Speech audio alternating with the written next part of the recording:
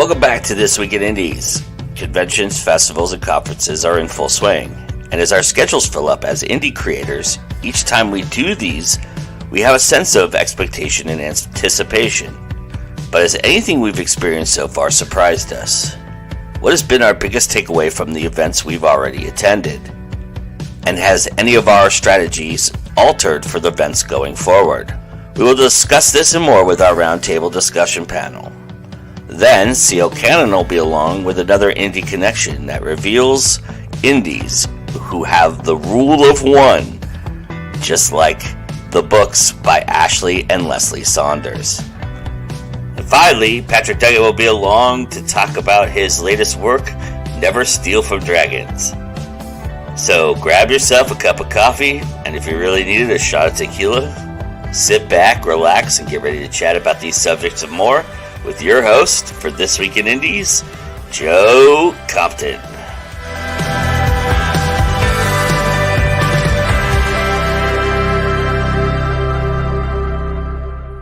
Hello, everybody. Welcome to This Week in Indies. Yes, it is I, Joe Compton. I am hosting, and it's happy good morning, good day, good afternoon, good evening, good tequila drinking, whatever the case may be. We're happy you're here. Thank you for joining us. We really appreciate it.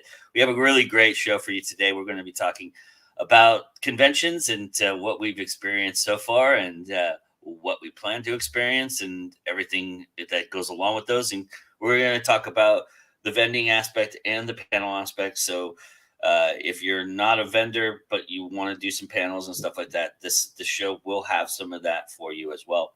We'll be talking with the roundtable here in a second. And we also have a wonderful indie connection and a wonderful final 5 minutes. So, enough of me yapping. Let's get to the people who really matter. And that's these folks right here. And I'm really happy that they're all here, as I am happy with the people in the chat. Anita's here. Tiffany's here. I'm sure we'll have some more stragglers. I'll bring them in as we go along.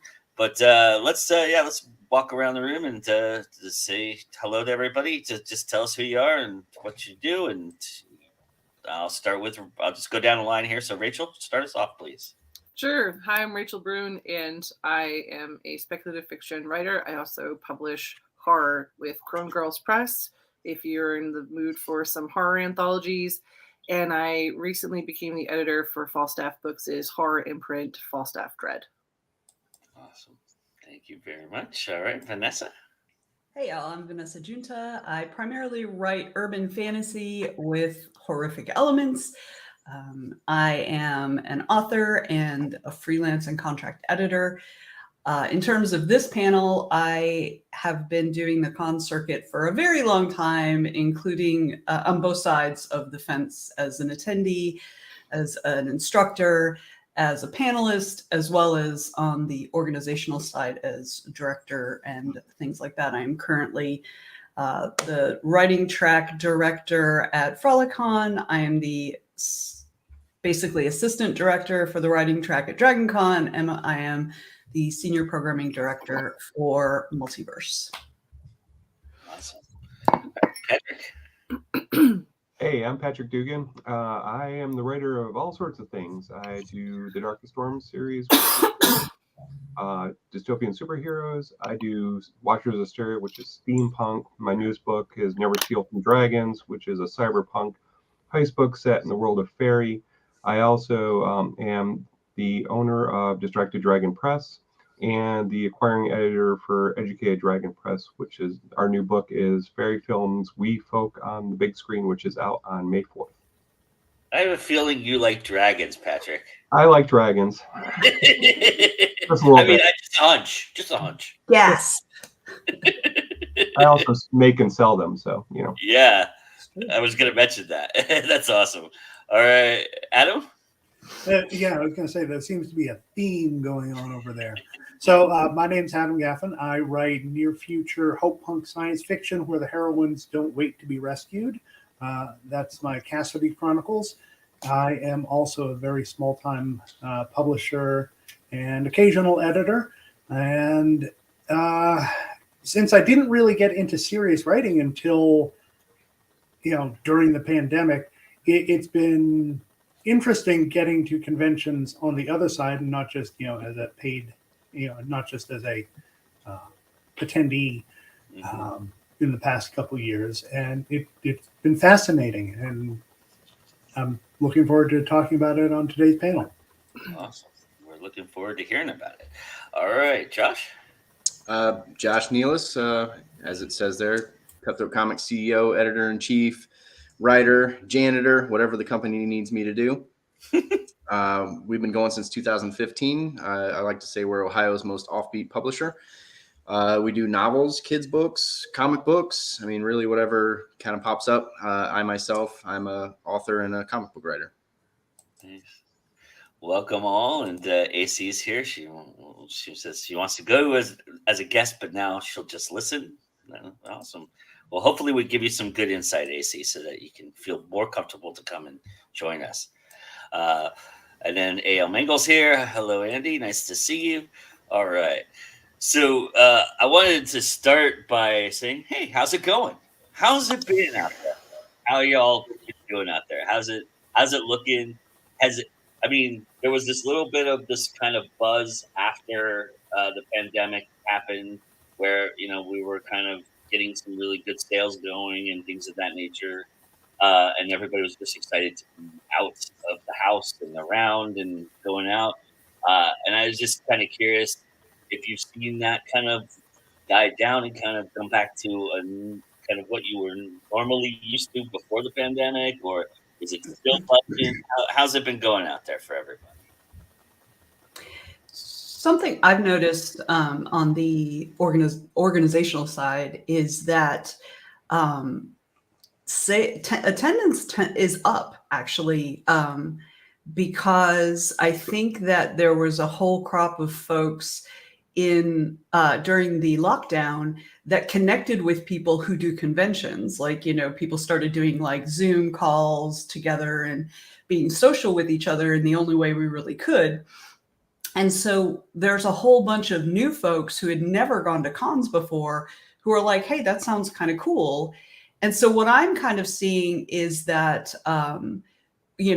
it's taken a little while for the veterans to start coming back, but there's this whole crop of new people that have come in.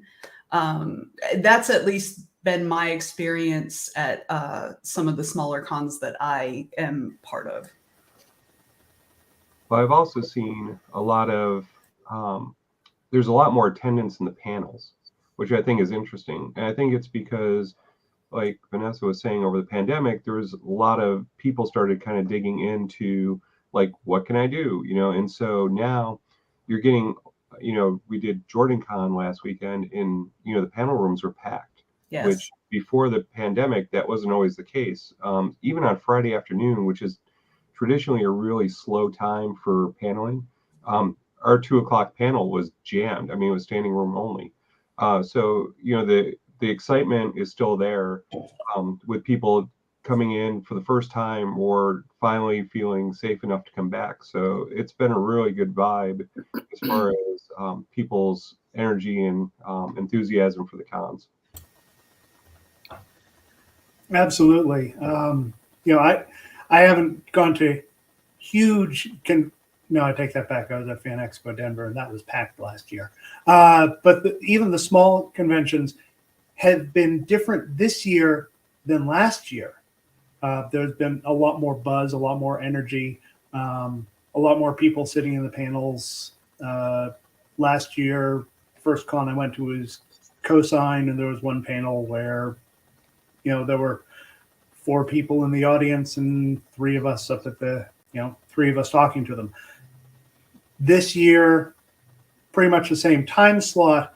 It was a much busier, much more full panel room. So people are coming back. People are they want to get back to what, seeing the people that and doing the things that they were doing before.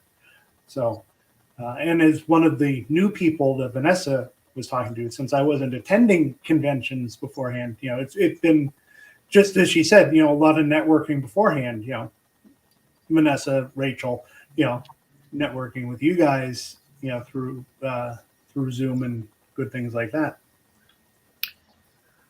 So I really started going to conventions as like a vendor and a guest right as the pandemic, or right as things were opening up after the plague times.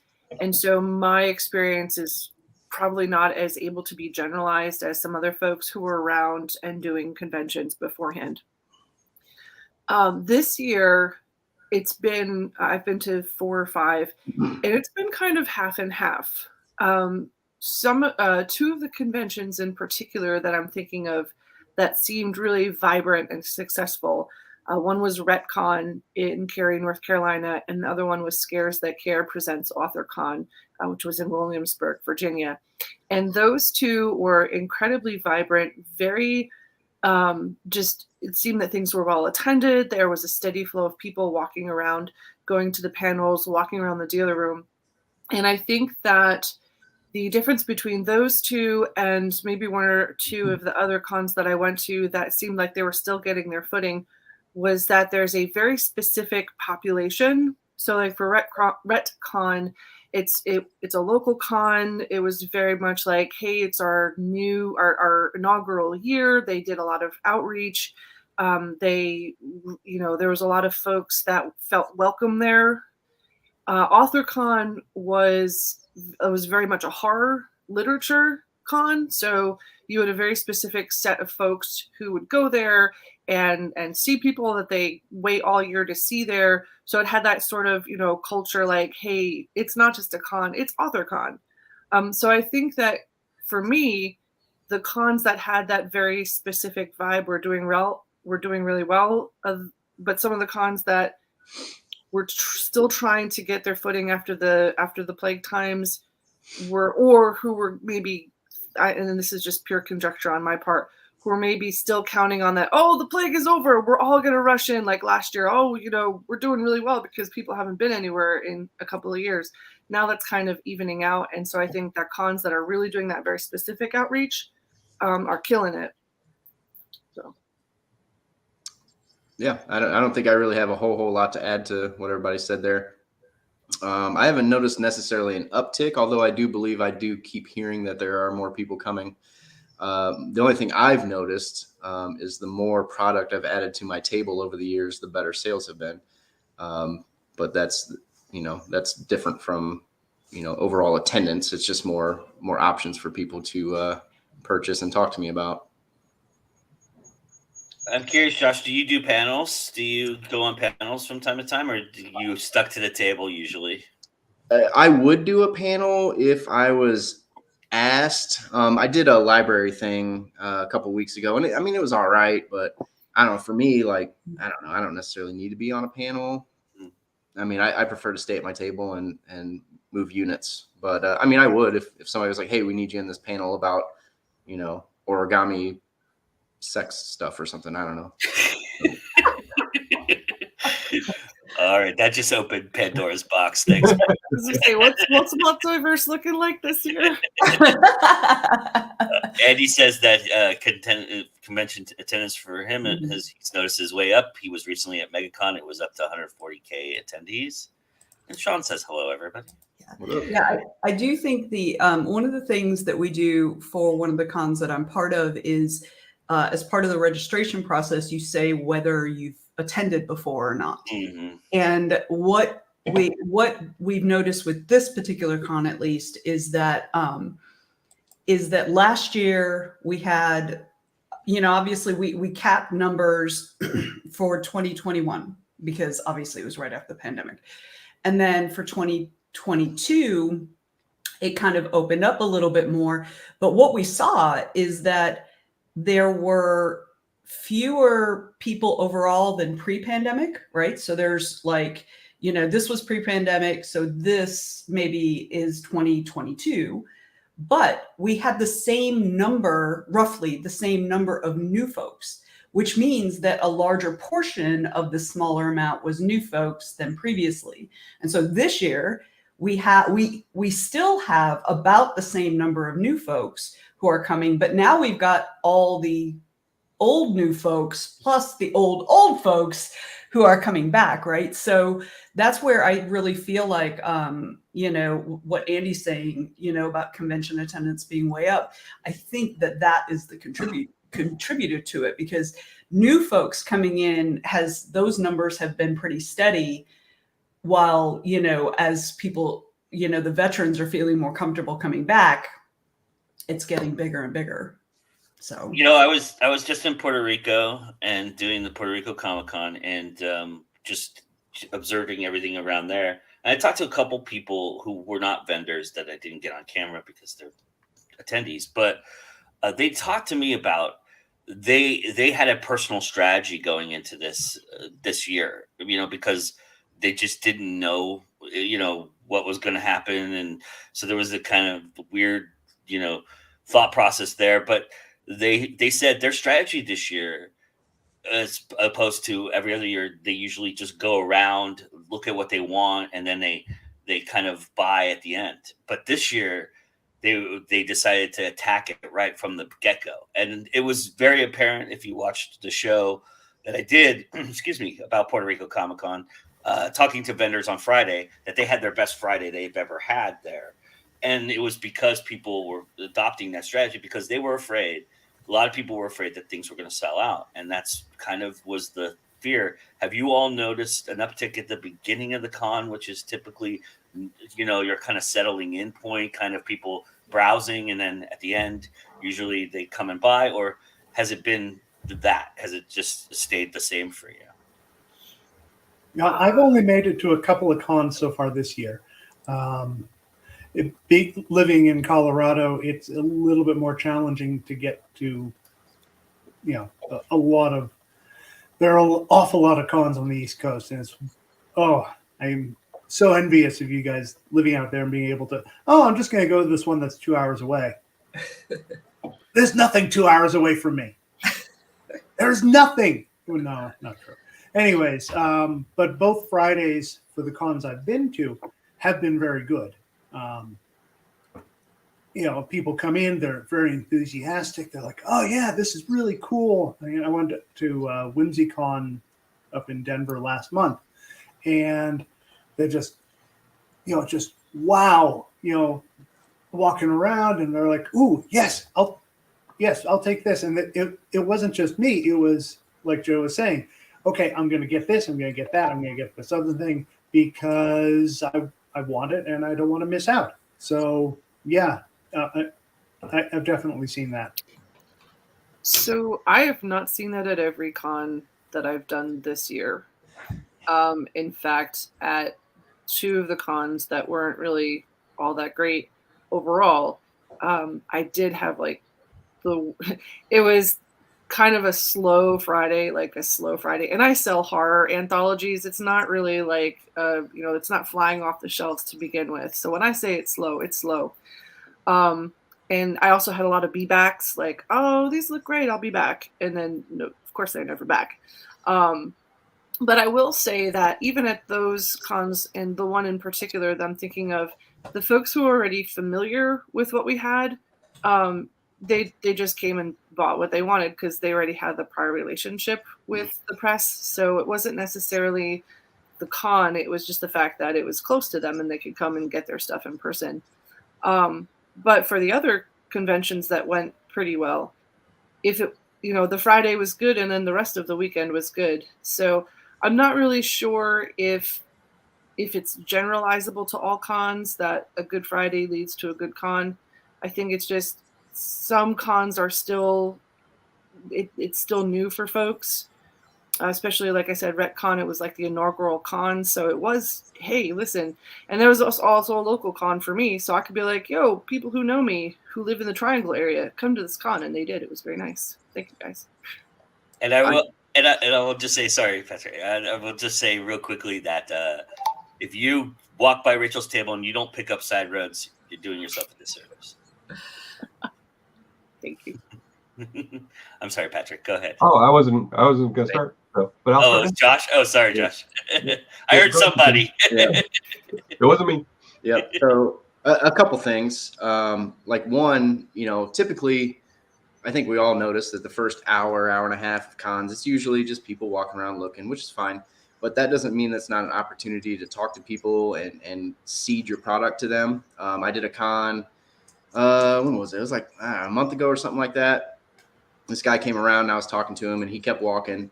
And then across the aisle, I saw him buying comic books from like a Marvel dealer or whatever. And he walked back by and I said, "Hey, what do you got there?" And he showed me his bag, because I like comics too. And one of the comics he bought was the Iron Man, the Demon in a Bottle, right? I don't know if you're familiar with that cover. But my company did a spoof of that comic. So I was like, "Oh, you got that?" I said, "Well, you need this to go with it," and sold it to him. So you can use that first couple hours to talk to people, get to know them, try to remember their names or where they're from or things about them that they like. And then the next time they walk by, you can be like, "Oh, didn't you say you liked Spider-Man? Well, check this out. This is like Spider-Man." And then kind of the second thing is like, sometimes you're going to get a con that's low attendance. I don't like using low attendance as an excuse to not do well at the con. It's about your pitch. It's about connecting with people because you're not just selling your books or whatever it is you make. You're selling yourself as well. And that doesn't mean just pretend to like people or pretend to get to know them. You really want to get to know your fan base. The more you learn about the people that end up buying your stuff, the better you're going to be in the future. Couldn't agree more. Yeah, Fridays are always slow, and I think it's because people don't want to carry books. So a lot of times they'll come over or they do the once through on Author's Alley to see what's there, because they're always like, "Oh, well, I want to make sure I know what all the books are before I pick the ones I want to read." So I haven't really seen a change in Friday afternoons. What I have seen is last year it was lower attendance, but people were spending more money. And I think it was because it was the first time back.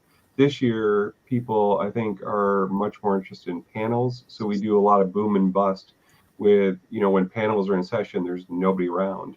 And then when in between panels, then you get slammed.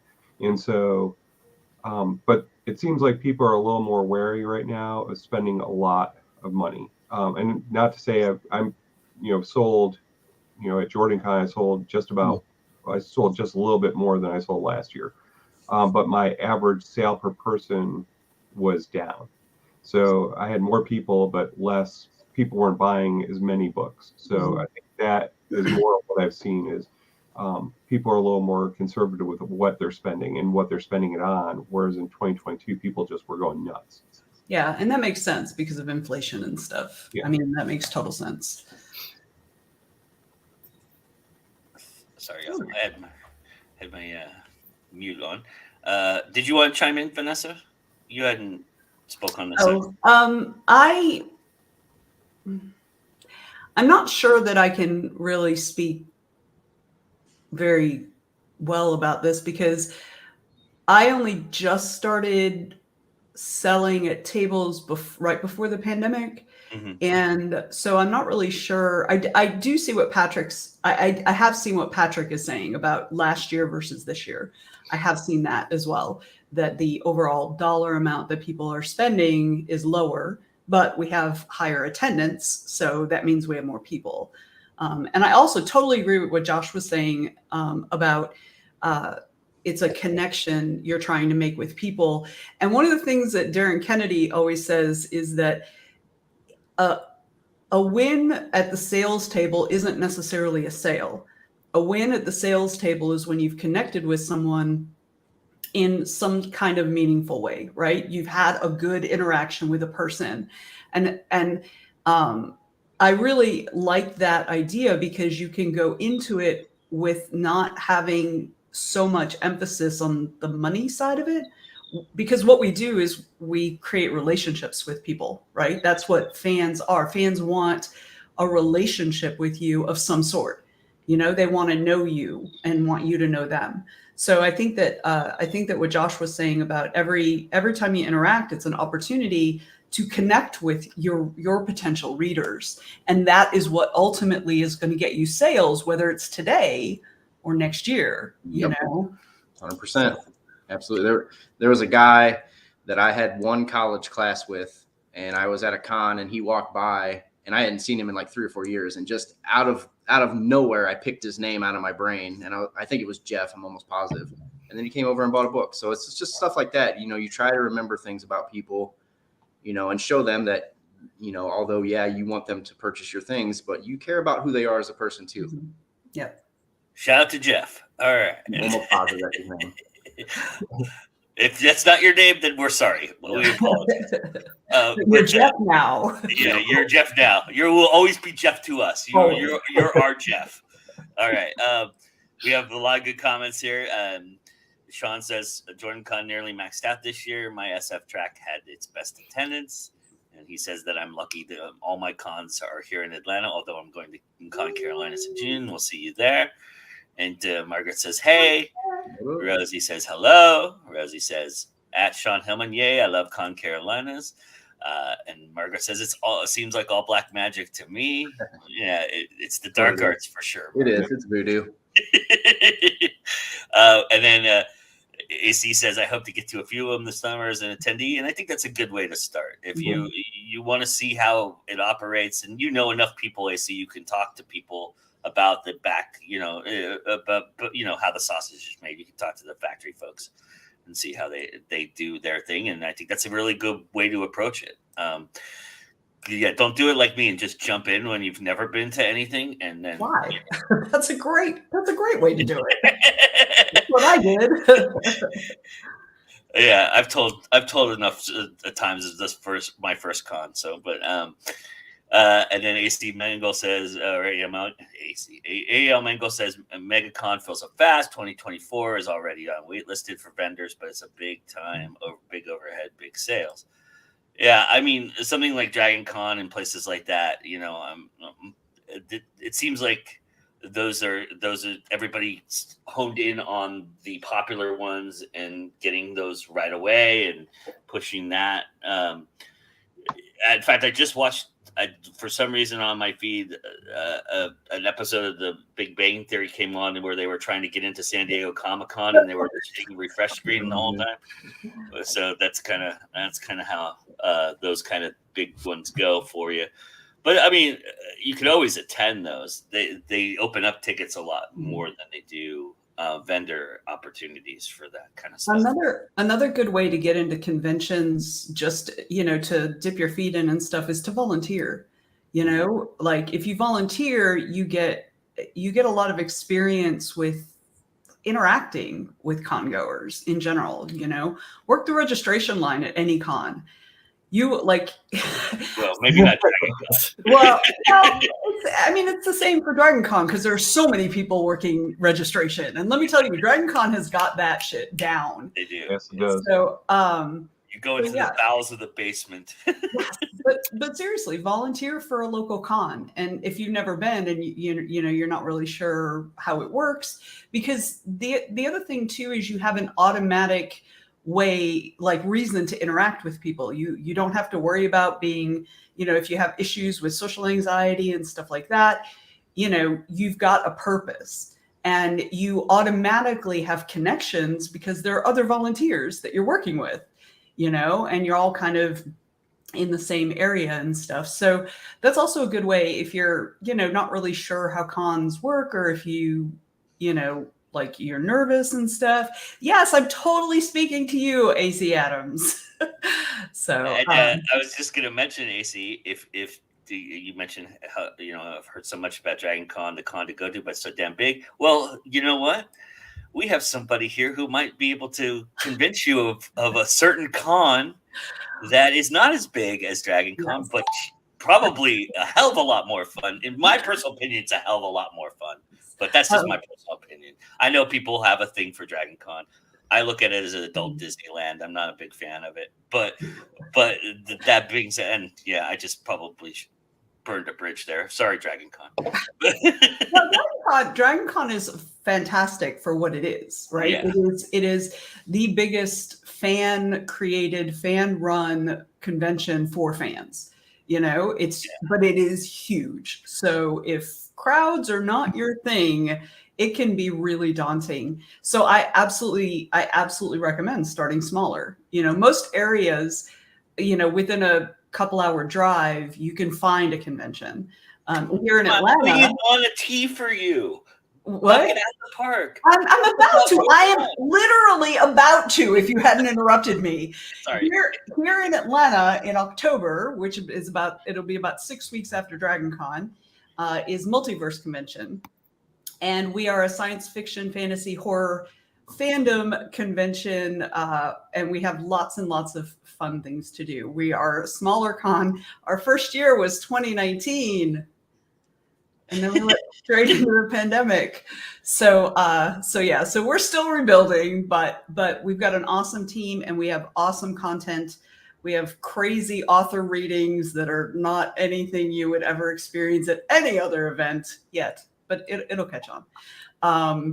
So it's a ton of fun. So it's October 20th through the 22nd. You can find information at multiversecon.org. Awesome. And I will say something that's always struck me about Multiverse that I haven't heard of many other cons is, in fact, I've heard pretty much the opposite normally, is first timers who go there at the end of the closing ceremonies. Oh, there's always 4 or 5 people who stand up and go, "This is the best thing that's ever happened to me. This is such a great con. I feel so included, and and there's something for me." So I really, really highly recommend if you're looking for a first con to go to and you've never been, or you are an introvert, or don't want to get into the big crowds and go through the rigmarole. It's certainly one of those that I think is very, very apt for you to try. So, but also the opposite is true. I think as writers, sometimes we're like, yes, my fellow introverts. But if you want to come and just have a blast and meet new people and do karaoke and have a dance party and have a drink and a cigar out on the patio, to go to a writing panel where you get to act out different authors, little excerpts from their books or short stories. Like, if you want to do all of that stuff, this is the place for you to be. And all of the world is a stage, and Multiverse gives you multiple opportunities to just connect with, your fellow nerds and geeks and writers and just people who are really, fans. It's a great con. I think you should go. And Joe, while we're pitching Multiverse, before we maybe move on, maybe you should pitch Friday night interviews. I'm just saying. Well, I don't have one this Friday, but yeah, I do spotlight Multiverse every Friday, other than the first Friday of the month, and we do talk to attendees, we talk to vendors, we're talking to sponsors, we're talking to track directors, we're talking to people who are involved, volunteers with Multiverse, everybody in every angle we're covering and looking at it. And every week I do that at 10 p.m. Eastern on Friday nights. So if you haven't checked that out, there's a couple episodes already up. One of which last Friday features somebody here. Gosh, who could it be? Yeah, I took the air of mystery out of that one. But anyway, so sorry everybody. I just had to get off track a little bit there. I apologize to everybody. Still on topic though. And then let's see if I've got any. So AC says maybe Vanessa's speaking to me, and then she mentions that the timing kind of sucks with my teaching schedule though. But where there's a will, yeah, absolutely. All right. So I mean, talking about panels a little bit, have you? I mean, often, we talked about how many there are going on the East Coast, and, Adam and I are very envious of that opportunities there. But, oftentimes with that comes a little bit of repetitiveness too, that comes along with that. Certain panels get repeated a lot and things of that nature. And I'm just curious if you've noticed people being more inventive with the panels. Have you guys had some, cool panels that you've done that you hadn't done before, or are you looking at panels and kind of being a little bit more selective because you feel like I've been there, done that? how's it been for you? I know, Patrick, you're a big panelist, so. Yeah, I think, that's one of the reasons I like the smaller cons, because they will take a chance and do some panels that you might not see other places. Last year, I did a divination tools panel at Atomicon in Charleston, which is next weekend. So that was really fun. When we were at Jordan Con last week, we did a slush read, and Vanessa was on there, and it was fantastic. They actually had a professional narrator reading people's slush submissions, and that was a blast. And so we had Wesley Chu was there, and Mike Mame, and I forget her name. I'm so sorry. She's one of the editors at Dragonsteel, and it was so much fun. And we had all the stories were good. They needed work, but they were really fantastic for first, actually putting out and letting other people hear it. So, and I tend to, bounce around to make sure that I don't sit on the same panel every time, because it just, if you're bored, then the audience is going to be bored. So, but, Atomicon, Congregate, Multiverse, they have some of the most, unique panel topics because they're smaller. They can test run things, and if it bombs, okay, the next year you don't do it. This year, we're doing another tarot course at Atomicon next weekend, which will just be a blast. So, a lot of times the smaller cons just, plus you can, to go back to our earlier topic, you get to, if you really want to meet authors and find out, like the tricks of the trade and stuff, the smaller cons, you can stand and talk with an author and it's not a problem. When we do GalaxyCon, you don't have time. There's too many people. I mean, it's 120,000 people through 4 days.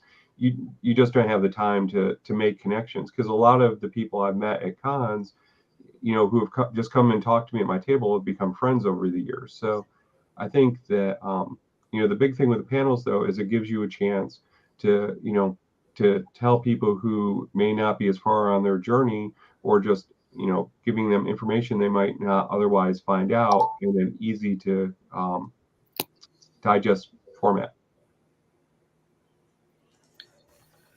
Yeah, and with the smaller cons too, you can, if you're applying as a panelist, then you can suggest panels that you're willing to present. One that I have been doing and refining has been gender identity and artificial intelligences, because artificial intelligences are characters in my books. So, it's a topic that I haven't heard anybody else talk on. So. Yeah, most of the cons, when I suggest horror panels, they're like, yeah, okay. But Multiverse has a whole horror track. So it's very awesome. And then, of course, AuthorCon being horror focused. What I will say is that I haven't really seen, except at maybe one or two cons, a bunch of new panels, like a bunch of boundary pushing panels. But if people are like, man, I'd really like to go as like a panelist or something like that, a lot of times cons are looking for moderators. And I don't mind moderating. In fact, I kind of enjoy it. But I also spent 5 years as a military journalist. So most panelists are not super scary, except sometimes Vanessa. But if that's, if asking questions and thinking of new ways to look at a panel topic is in your wheelhouse, then I definitely suggest that you, indicate that you are willing to act as a moderator, because that could also be a really great way to get put on panels where you might not necessarily have the expertise that the on the topic that the panel is about. But if you can put yourself in the audience's place and think, okay, what do I want to know about this? Then you can ask some really great questions and spur some really thoughtful conversations. I think, Vanessa, you have a unique perspective because you manage programming for a lot of these cons. I'm curious, your strategy, is it to look for the newest thing possible to kind of give that direction to your directors? Is like, let's kind of mix it up a little bit, or do you lean on the ones that are popular? Well, or a mix of both? I think you've got to when you're creating programming and when you're thinking about programming as a guest, like when you're thinking about things you might recommend or something like that, we have to balance, okay, there are going to be people here who have never been to a con before. So everything's going to be new. It doesn't matter if it's, old hat to those of us who have been around a minute.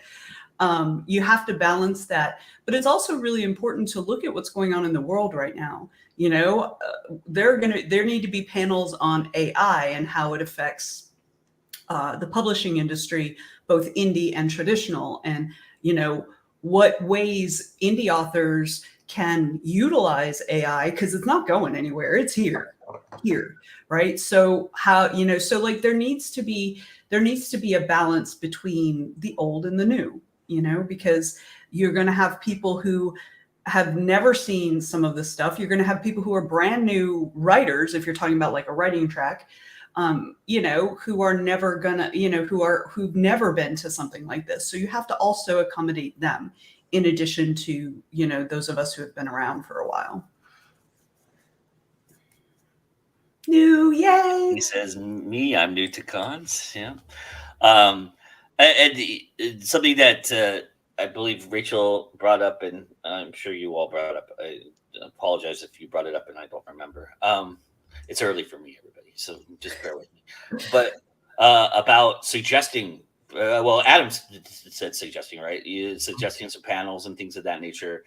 Don't be afraid if you're been accepted as a guest. They want your input. They want you to participate. So, make sure that if you see something or you want to talk about something, you let somebody know. It may not be accepted. It may not happen just based on sheer programming or whatever the case may be. But, if you don't speak up, then it'll never happen. Right. And so, and like Rachel said, one great way to get on panels, if you're not getting on panels, is to say, hey, look, I'll be a moderator. I mean, the call just went out yesterday for a particular con that I'm going to. I won't mention the name because I don't want to, but they were short on moderators, and they said, hey, anybody willing to moderate? And I'm like, yeah, I do it for pretty much every day of my life. So yeah, I think I could be okay at it.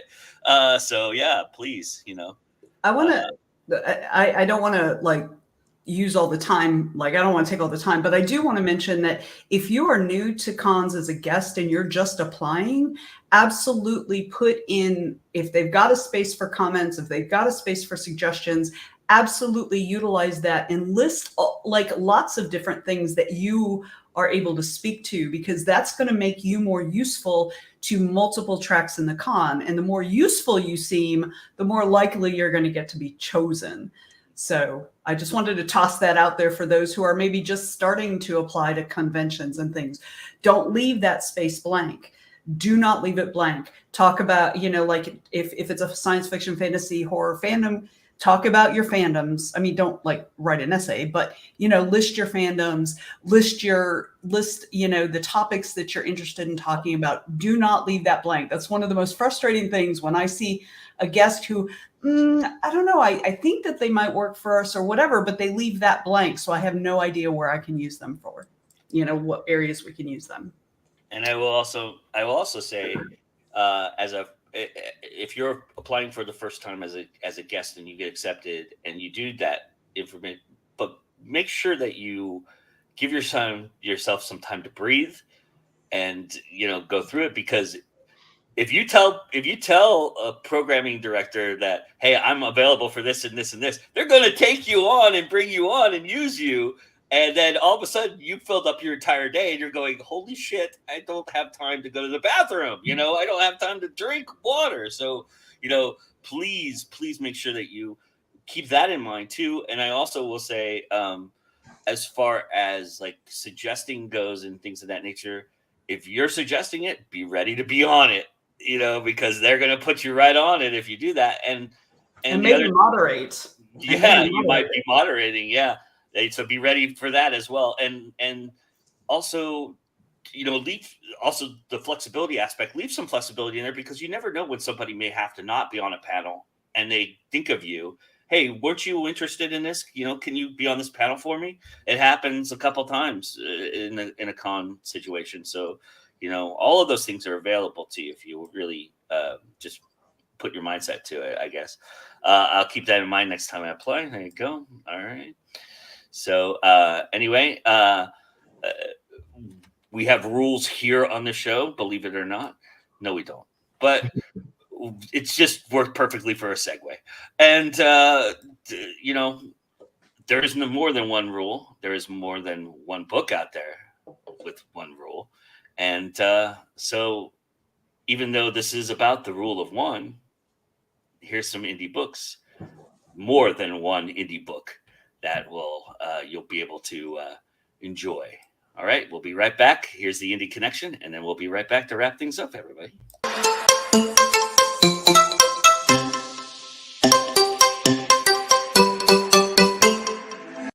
Hey guys, C.L. Cannon here from Fiction Atlas Press, bringing you another Indie Connection. Today I'd like to tell you about some indie books that you might enjoy if you're a fan of The Rule of One by Ashley and Leslie Saunders. The first book I have for you is called Community, The Awakening by Nicole Meredith. The greatest enemy of knowledge is not ignorance, Seren. It is the illusion of knowledge. For centuries, famine and disease plagued the earth, making it uninhabitable. Now all that remains is community, a massive bunker built to protect a select population from extinction. 16-year-old Seren Quinn has spent her entire life within the walls of community, grateful to be a part of it, and to the Warren family who began it 6 generations ago. But Seren's world turns upside down when she learns that her mother is mysteriously pregnant. Under Community's one-child population control policy, her mother will be killed after giving birth. Seren will do anything to save her mother, including risk her own life. As Seren searches for a solution, she learns Community is not what it seems. They are killing innocent people. A rebellion is stirring. And if that weren't enough, Seren is beginning to fall in love with the very boy she's supposed to hate. If Seren is going to save her mother, she will have to make a fateful decision: liberation or love. The second book I have for you is called Deviance by Maureen McGowan. In Glory's world, different means deviant and dead. In a post-apocalyptic world where the Earth is buried by asteroid dust that mutated the DNA of some humans, an orphan 16-year-old, Glory, must hide and protect her younger brother. If their deviant abilities are discovered, they'll be expunged, kicked out of the dome to be tortured and killed by the Shredders. Glory would give anything to get rid of her unique ability to kill with her emotions, especially when Cal, the boy she's always liked, becomes a spy for the authorities. But when her brother is discovered, and she learns their father, who was expunged for killing their mother, is still alive, she must escape the doomed city that's been her entire world. Outside in the ruins, they're pursued by the authorities and by the sadistic, scab-covered Shredders, who are addicted to the lethal-to-humans dust now covering the planet. Glory's quest to transport herself and her brother to safety make up the thrilling and fascinating first volume of the Dust Chronicles. The third book I have for you is called Sewing by Angie Grigaliunas. They can take your house, your daughter, whatever they want. For Aurelia, life under the militarized Hulkondans is one of order and safety. Despite the soldiers' ruthless policies, she must trust their judgment. They alone provide protection from the enemies lurking beyond the city wall. For her older sister, Raebra, every glance from a Hulkondan is a threat. Though even a whisper against them is treason, worthy of death, Raebra is determined to end their tyranny. Joining an underground resistance is her only hope, until she realizes she doesn't know the people she's aligned herself with at all. Unsure who to trust but unable to back out, she must work alongside the attractive yet infuriating rebel leader who reminds her far too much of the soldiers she hates. But with subversive posters appearing throughout the city and people dying on the blade of an unknown assailant, the sisters' world begins to crumble. And as the line between friend and enemy blurs, both girls must face the truth. Everything is about to change. And the last book I have for you is called Daughter of Nothing by E.K. Edstrom. They call it the Scion School. JC calls it a prison. She has no parents. None of the students on this remote Caribbean island do. The world beyond? Destroyed by an asteroid impact long ago. So what happens after graduation? The last class walked into the medical ward and were never seen again. They've all been told lies. Lies and more lies. JC hates herself for believing them for so long. They've trained her body and mind to peak condition, for some purpose. But what? Do they expect her to walk meekly into whatever happens in the medical ward? No. She will take it by storm, full of fury, and she will rip the science school apart to save herself and her friends, to discover who she is and what she is. Okay, that's all for me this week. I'll see you next week on the Indie Connection. Bye!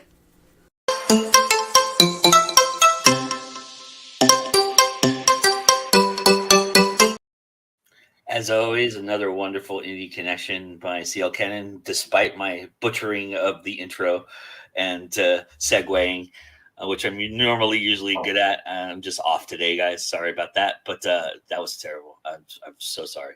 But those were fantastic looking books. I don't know how she does it. Those covers are just absolutely gorgeous. They're just amazing.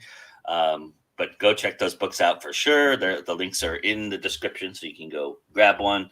I know that, geez, what you need is another book to add to your TBR, but you know, that's what we do here. We add books. I mean, everybody here, you should be grabbing something from today too, because they're all awesome. And they're going to tell you where you can do that in a moment. But I wanted to kind of go, I have two last questions for everybody. I know I said I had one, but now I have two. I do want to start with the second question first, though, which is, you know, what makes a good con experience for you? Well, what makes you want to go back to that con when you think about it?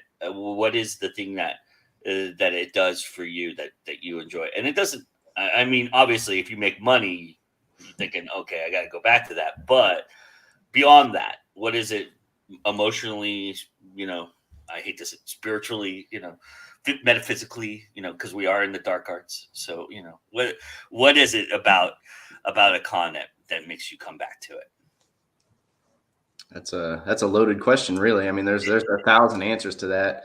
Like for me, it's distance. It's how much was the table. It's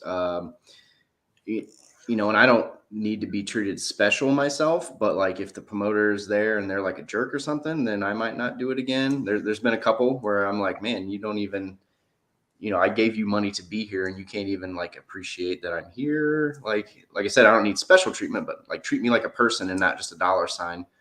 I mean, sales again, I mean, it is a little bit, you know, part of it, you know, so if you travel, you know, 5 hours away and you make $30, it's like, well, no, I'm definitely not doing this again. But it's, you know, and then of course, who did they bring in? Did they try to promote the thing? I've had promoters where they're asking me like, hey, make sure you share our page and stuff, but like they don't share that I'm going to be there. You know, again, that comes back to being treated like a dollar sign. You know, it's a lot of that too. Yeah, and the connections that you make with, you know, with the fellow panelists and the people who've organized it and running it, you know, other authors, other publishers, and of course the people the attendees that you're interacting with. You know, that's for me a really important thing, even if the money isn't, okay. Yes, money has to be a consideration. Distance, yes, you know, it's a consideration.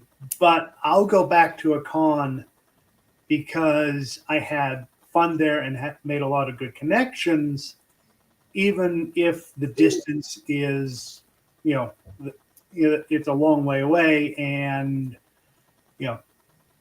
didn't quite do as well as I hoped at the table. I'll go do it because the connections are priceless, and I think it was Josh who said, you're not necessarily making the sale right at the table, but you're going to make that connection and they'll go home and, and then buy the book, or they'll buy the book the next time they see you at the convention, and they'll be back and forth, and they'll be telling their friends about the experience they had, and that stuff you can't buy. That kind of word of mouth, you can't buy it. I think especially as an indie creator, the amount of places that we have to distribute our stuff where you're going to get the casual eyebrows, right? Not eyebrows, but like people walking along casually browsing. The places that are open to us are pretty limited. So cons are one of those places that, yes, you can get the foot traffic that can walk by, that can see your sign, that can see your covers, that you can have a conversation with, that can attend a panel where, of course, you'll be totally brilliant and never, ever, stumble over your words. I'm totally joking. For me, I would say it really depends on what my goal for that particular con is. So, for instance, AuthorCon, I am there. Yes, I'm there to sell books, but I'm also there to network with my fellow horror writers. I'm going to be there as a fan because I want to buy a book from one of my favorite authors and have them autograph it and make that connection. I'm there because I'm taking pitches for Heart or for Falstaff Dread, so I want to find new writers. Those goals for that particular con are going to be the benchmarks for whether or not I achieved, what I was looking for. Other cons, it may be more of just a straight up, did I make my table? Did I make my half of the hotel room? Did I make enough for gas? Which, there are a couple that I'm not coming back to. Just they were really great cons, but I couldn't financially or with one of the other intangibles justify it. And then, like Josh said, like some cons are just run by people who don't see it as a fan experience, or they see the celebrity tables as the fan experience, and the rest of the vendors are there so that they can continue to rent the convention hall. And I'm just like, that's not my personal thing. So that's, for someone else that might be great, but for me, it's not really what I'm looking for. I agree with Rachel. I agree with everything everybody said. For me, it has a lot to do with how much fun I'm having. Honestly, that's like, how much money I'm making is important too. But it just depends so much on the event too. Like, cause I do Atlanta Comic-Con as well. And that's just one great big vendor room. They've got some panels here and there, but nobody goes for the panels. They go to spend money. Right. And that's a different thing than going to someplace like JordanCon, but let me tell you, I made good bank at JordanCon this year. And honestly, here's what I look for in a con. I want interesting programming that I can speak to. I want to feel like the programming team is putting me on stuff that I can speak to. And if they're putting me on some panel that I don't know anything about the topic and did not express interest in doing when they sent out the panel survey, then that's going to make me kind of side eye them, because it's like, all right, they're not paying attention to what they're doing. And that will cause me to then maybe like, maybe not going to come back to this next year. And I've had situations where I felt like that at the beginning of the con, but then the actual con went so well that I decided, all right, I'll give it another year and see what happens. But I think that conventions are excellent for networking, for both networking professionally and networking with potential fans, right? Because they're two sides of the same coin. And I want smart programming, and I want fun stuff to do. So those are kind of the things, because it's my job to sell my stuff. If I don't sell my stuff, okay, that's, there's so many columns that are positives and negatives, that could be potential positives and negatives. It's not all about the money for me, because there are intangible ways to profit. And so it just comes down to what the balance looks like. But if I didn't have fun at it at all, and it's not making me money, then I'm not going to come back. Yeah, I'm gonna echo kind of what Vanessa said. There are still a couple cons I do that I don't make a lot of money, but the people who run the cons are wonderful. And it's also a chance. Some of the smaller cons, I actually get to connect with my friends. Vanessa and I sat across from each other last weekend at Jordan Con, and I can count on one hand the number of times we actually got to talk because it was busy. Yeah. And so, but a good con for me is, it's interesting programming. It's well run. Congregate up in Winston-Salem is a smaller con, and it's run fantastically. They have great guests of honor. The programming is always good. The dealer room is really well run. So even if I don't make as much money as I do at some of the larger cons, I would rather go there, and because I've made some of the fans I've made, have been because of the smaller cons where they've been able to sit and talk to me for 20 minutes and we can, they can ask questions and I can have a conversation. I do Galaxy Con, which, it's just, it's a selling con. Everybody goes for the fans and then or to be fans of the people, but all of us started off as writing fans. So, having John Scalzi coming to Congregate is huge because I'm really excited to meet him again. And it's fun to meet some of the people who are more established than you are. And it's also nice to meet people who want to write a book and they want to be able to ask questions. So I think, really it boils down to the people. And if I can get a chance to sell, that's always a positive. Awesome. AC says, "This is great. Thank you so much." Wow, what about the rest of us? Jeez. I think she ran out of characters, Josh. That's YouTube only gives you so many characters to write in the little but yeah, this has been great. So why do we do this? Why do we do this to ourselves? I mean, con crud is real, con burnout is real, and then we're like, for some of us, like, I don't know how Patrick and Jim do it, but you guys go and literally turn around the next weekend, you're at the next thing. I mean, Rachel, you've done it in certain aspects, and Vanessa does it as well. So as much as I am envious of the East Coasters, I'm also like, I want to hug you guys sometimes because by the time you get to multiverse, it's like, oh man, I'm so done. I'm so done with this year, right? So I'm curious, why do we do it? I do a lot of a lot of conventions, like Joe said, and I think for me, I grew up in the Falstaff network of authors, and getting out and being able to hand sell books and meet people face to face is what everything is about being an author. It is, the money's, there. It's sometimes nice, sometimes not.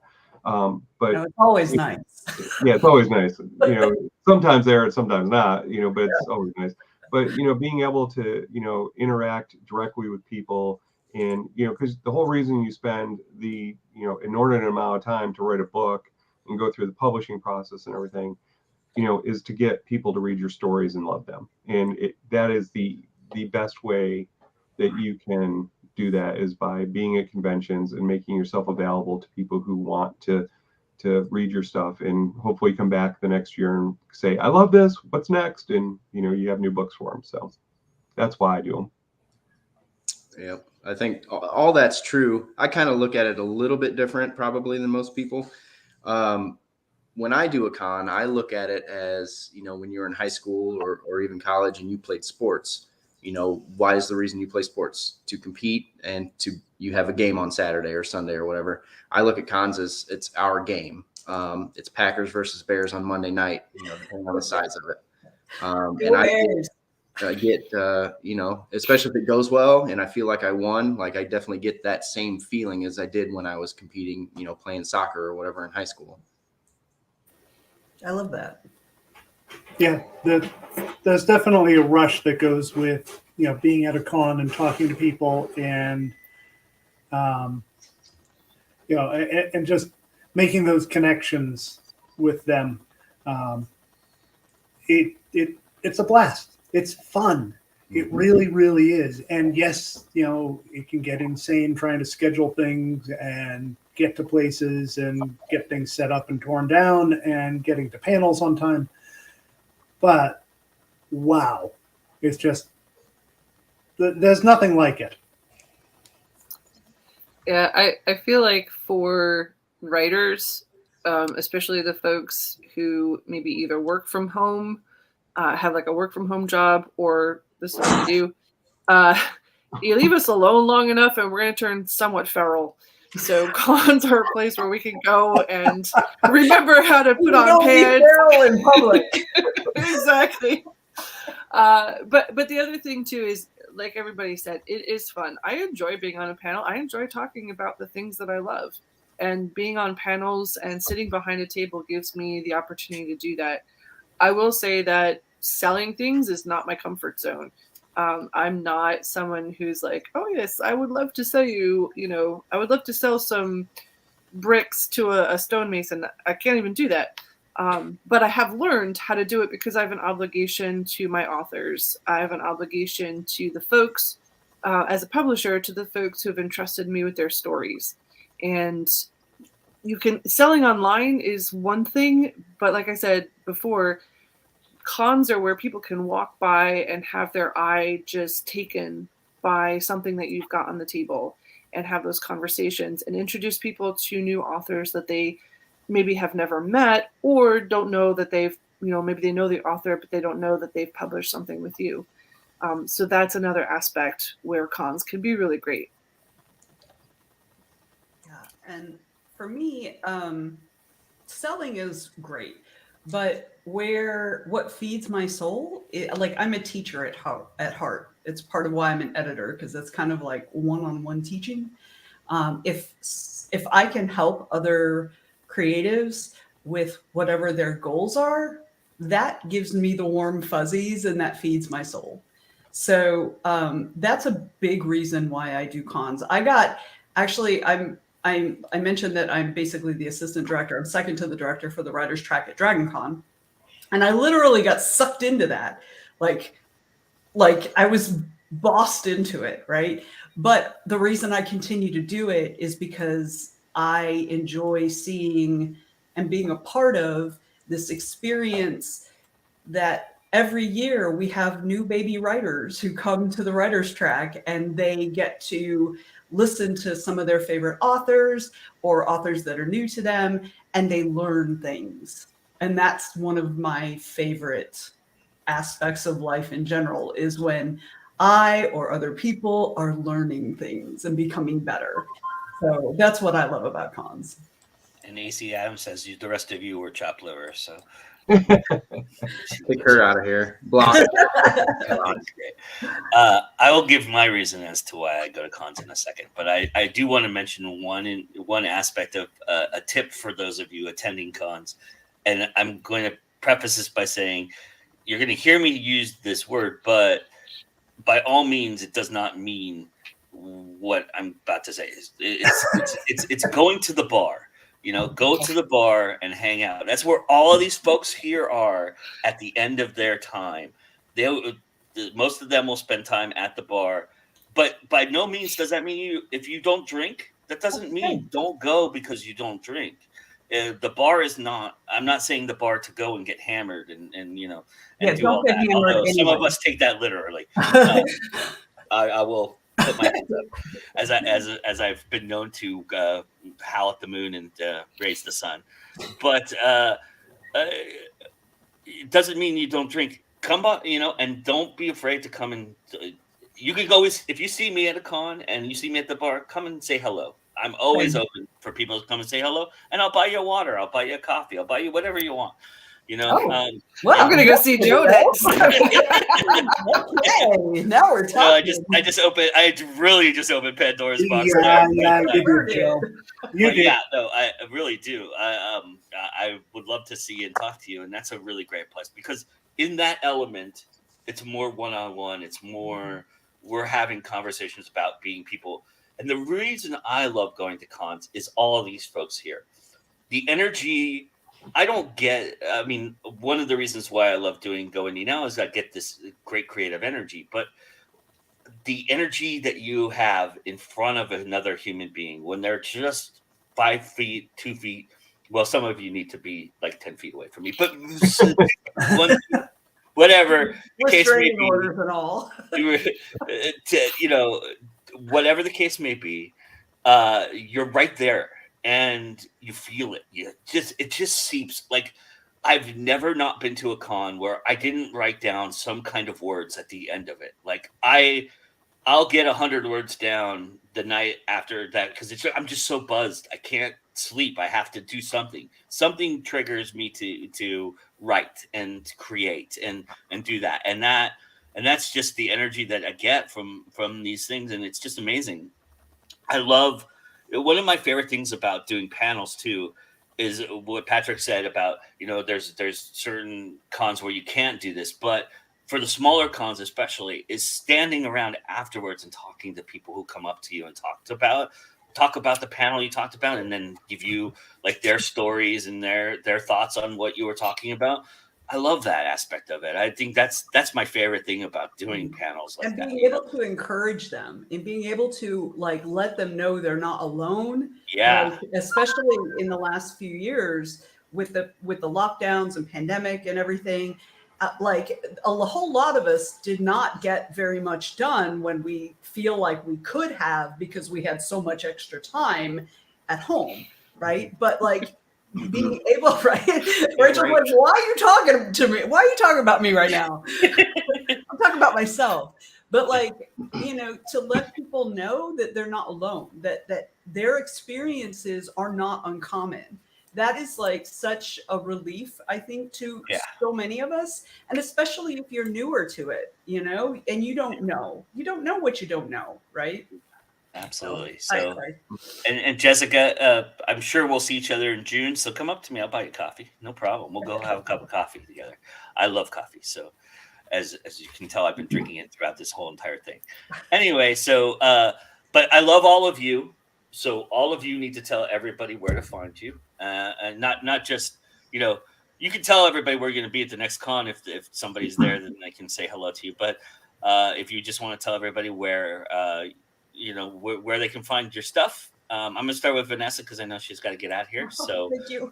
Vanessa, please tell everybody where they can find you. Well, you can find me online here at this place right here, sleekbio.com/Vanessa G. My next con is actually next weekend. It's Frolicon here in Atlanta. But then after that in June, I will be I'll be at Con Carolinas and I'll be hanging out with Patrick and Rachel and Sean and Joe and a whole bunch of other people. So yes. Yes. Huzzah! So that's where you can find me. Awesome. All right. And Rachel, why don't you tell everybody where they can find you, please? Absolutely. You can find pretty much everything and everywhere I am at Linktree/Rachel A. Brune. So Linktree plus what you see there on the screen. I will also be at Con Carolinas. It'll be the last big hurrah here on the East Coast before we head on out. And I will be hanging out with Elizabeth Donald. And there's rumors of some sort of room party with the mini traveling bar. So find us and let's do some stuff. I feel like I want to be on that mailing list. You are. I better be. Indeed. I'm going to go find it. But Patrick, or no, not Patrick. Sorry. Adam, you want to tell everybody where you can find you? Sure. You can find me online at CassidyChronicles.com. That's the website, and it can lead you to all of my other social media. Take a look, see what the books are, and it tells you about my appearances. My next convention is actually Conquest in Kansas City at the beginning of June, and that's one of my favorite ones already. After that, oh boy, Fan Expo Denver, and then the inaugural Wyoming Pop Culture Convention beginning of July. So nice. Yeah, ought to be fun. We get to hang out with a lot of great people. Well, Awesome. All right, Josh, you want to tell everybody where they can find you, sir? Oh, I suppose. So yeah, I mean, it says right there, Cutthroat Comics. You can find us on Twitter, Facebook, Snapchat. We're doing a lot of TikTok stuff, so definitely follow us there. And if we don't follow you back, just say something. Be like, "Yo, moron, follow me back." Next con, let's see. Next weekend, I'm at Pack Rat Comics in Hilliard, Ohio, which is outside of Columbus for Free Comic Book Day. That'll be a good one. That one's always packed. Pun intended, I guess. And then let's see, I'm at Three Rivers in Pittsburgh almost next month. Was it in June or something like that? Gem City in July, Cincinnati in September, Monroe Pop Fest in September. So a bunch of good ones. Awesome. And I'm Joe Compton. This is Going Now. If you found us, congratulations. Please do like, subscribe, do all those wonderful things. Smash the like button for me, and enjoy programming all week long. We've got a lot of great stuff going on. Tomorrow we have Talking Indie Mayhem, which is from the game show on Monday. And I won't spoil who won, but they're going to talk to the winner. So you might want to watch that right now, and so that you can go and check that out. And then once you do, come in to hang out with everybody and talk mayhem with everybody. And then Tuesday, I have a spotlight episode for a wonderful documentary about women and motorcycles called Women in the Front Seat, which we also will have a review. I'm collaborating with a certain somebody. I'll keep that a secret for now, but we're going to post that review on our blog, so go check that out too. But spotlight will happen on Tuesday. And everything else, you can find us at Going Now, everywhere you can find us. And I have chatted enough, I've spoken enough, and it's now time to give it all up to Mr. Patrick Dugan, who has our final 5 minutes. Patrick, the floor is yours, my friend. Thank you, sir. You can find me at patrickdugan.net or linktree/Patrick Dugan. I'm going to read a little bit of the first chapter of Never Steal from Dragons, which is out now. So it's Chapter 1, Gelsey. The first rule of Hub is never steal from dragons. The second rule is rule number 1. Gelsey repeated this to herself, pushing her wings for every drop of speed as she dodged through the warehouse rafters, avoiding targeted EMP blasts from Clan Carolix guards below her. Granted, hitting a 6-centimeter flying target made aiming difficult. She swerved as a blast struck close by, causing her cybernetic wings to cut out. Gelsey's stomach lurched as she fell, tumbling toward a stack of boxes and the shouting Kappa guards. She pulled her flechette pistol from the holster and fired a spray of micro darts at the closest guards. The Kappa, a meter of slimy, molted green reptile, ducked into its craggy shell. The darts grew as they flew, no longer affected by the magic that allowed pixies to shrink their possessions. The darts impacted the Kappa's back with a multitude of explosions. A large crack appeared in the shell as the target screamed in pain. One down. By design, the mechanical aeronautic restart on Gelsey's wings rebooted the software before she smashed into the boxes. The wings unfurled, swooping her out of the path of yet another blast. Amateurs. They could use something heavier than EMP cannons if they were trying to kill a pixie. Gelsey whizzed between 2 raptor supports and through a tangle of old spider webs. Landing softly, she wiped the webs off her goggles. She needed a moment to survey the room while the guards peered into the dim recesses of the rafters for her. Using her enhanced vision, she searched until she spotted the doorway her client had sent her to find. The air vent above the door checked out as per the plans. Clan Carolux guards shouldn't be in a warehouse in this part of the quad, not to protect a low-rent stash house. The whole thing smacked of a setup. The gig had been advertised as a standard crack and grab job to steal a piece of nanotech that someone in the dregs wanted. At 10,000 glint for the run, this tech was a must-have item for somebody. In Hub, everything's value came down to how much glint a customer was willing to pay for it. The Kappas below ran in circles, randomly firing into the darkness of the elevated roof. Turtlemen weren't known for their brains, but they were loyal to a fault and tough to kill. She'd fly circles around them. If they got their claws into her, they'd kill her. Luckily, these were just street-level goons and not some enhanced mercs, like most of the Dragon Clan guards were. Gelsey took off, once more darting between the rafters, studying her surroundings until she found a workable diversion. Across the room, the electric panel came into view, solving her problem. She sighted her pistol and gently squeezed the trigger, firing a volley of darts.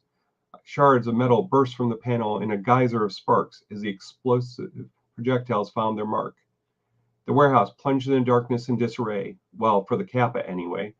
A couple of enhanced mercs and this would have been a whole different dance. The silicon array that was fused to her cornea increased the existing illumination. With the power out, the darkened maze of stacked pallets glowed in soft amber.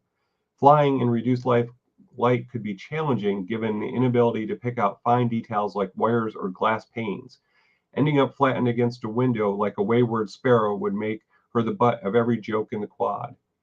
The warehouse was a front for a nanotech dealer they had paid her to rob. Pixies by nature had sticky fingers, and Gelsey had climbed to the upper echelons of the quad's thieves. The wetware she rocked helped. Not only that, but other thieves couldn't match her brains and street smarts. Gelsey had learned her skills from a life spent in the worst districts in Hub, the dregs.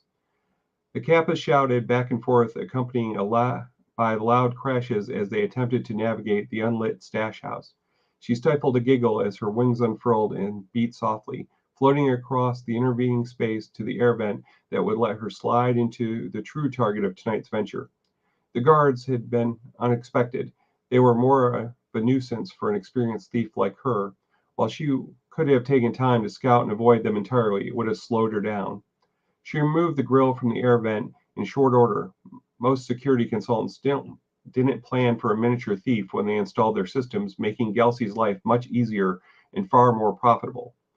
Once inside the ductwork, the crystals embedded around her goggles provided ultraviolet light that allowed her to see in pitch black. She flew through a narrow channel, nimble in the confined space. Up ahead, the damper reflected the light back to her. Already at the air exchange. Nice. Gelsey climbed through the opening, crossing space to the vent that led to her score. Easy as snatching berries from a bog wraith. Her wings collapsed into a ridge along her back as she crawled over to her access point. Through the grate, she peered down into the brightened room. Somehow they had gotten the lights back on the warehouse. Strange. It should have taken hours to repair the panel. Below her, a Kappa stood before a metal desk, hands clenched before him, beak snapping nervously. She's gone. We drove her off, sire. The guard's voice trembled as he spoke. Is that so? Then I have nothing to worry about, correct? The sibilant voice sounded bored and rather annoyed. Rule 1 flashed before her eyes. If she was analyzing the voice correctly, she'd be breaking that rule in a major way. So that's a little excerpt from Never Steal from Dragons. Thank you for listening. As always, it's time to go indie now.